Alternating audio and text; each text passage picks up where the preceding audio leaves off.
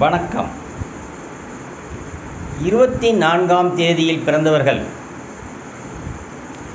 Victoria மகாராணி, முகமது ரஃபி, இந்தி திரையுலகின் மிகப்பெரிய பின்னணி பாடகர். 24ஆம் தேதி பிறந்தவர்களில் சுக்கிரன் ஆதிக்கம் இருப்பதால் இவர்கள் இயற்கையிலேயே அழகான தோற்றமும்